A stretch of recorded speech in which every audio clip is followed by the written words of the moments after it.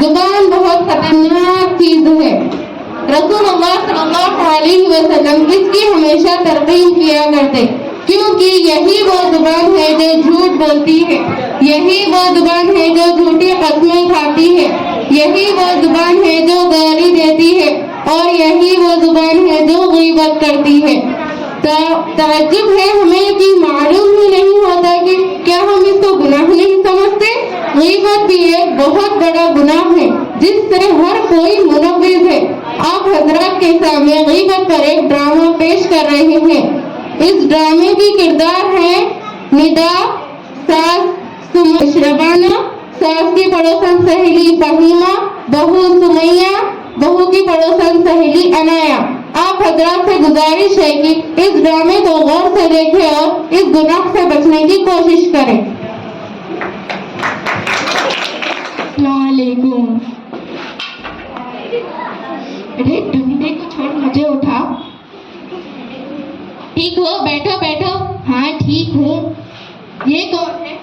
ये मेरी मेहमान बहन है, मुंबई से आई हैं और दीन के बारे में बहुत अच्छी मालूमात रखती हैं। अरे मैं बातों बातों में खैरियत ही पूछना भूल गई। खैरियत से हो? कहाँ की खैरियत, जी रही हूँ जैसे तैसे।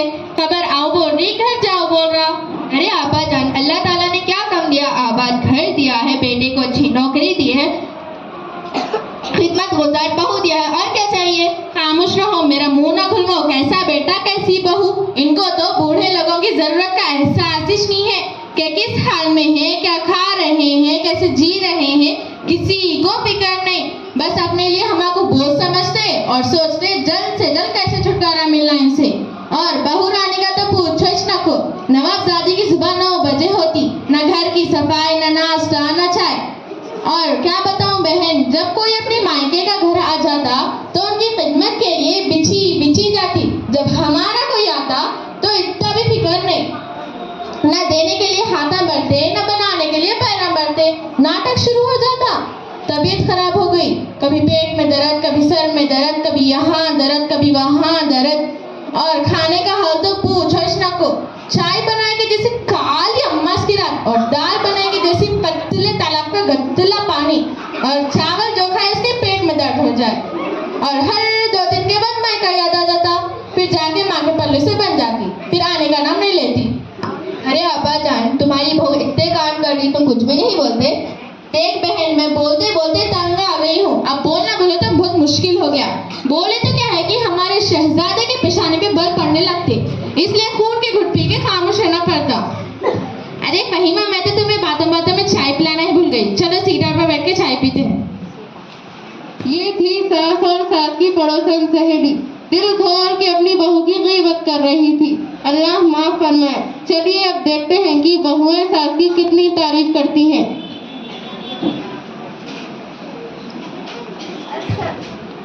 अस्सलामुअलैकुम। वालेकुम अस्सलाम।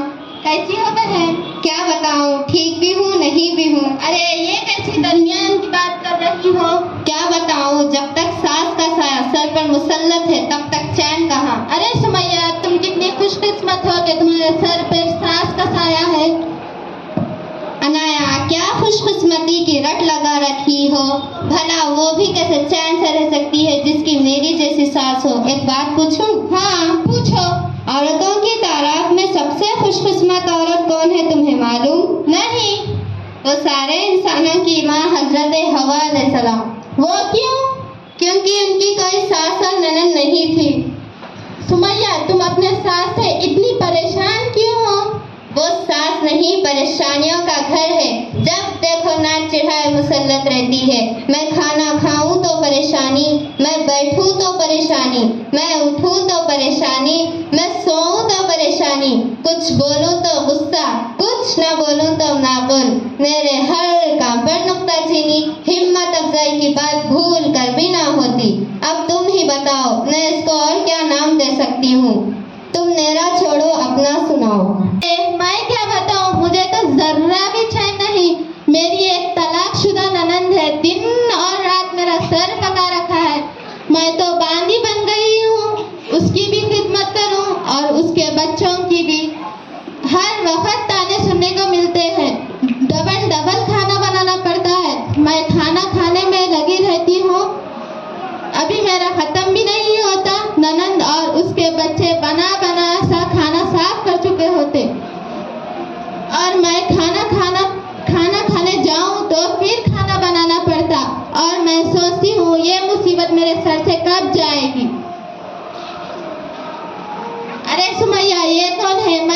पूछना ही भूल गई। یہ ندا آنٹی ہے، ممبئی سے آئی ہے، دین کے بارے میں بہت اچھی معلومات رکھتی ہے اور پڑھی لکھی بہن ہے۔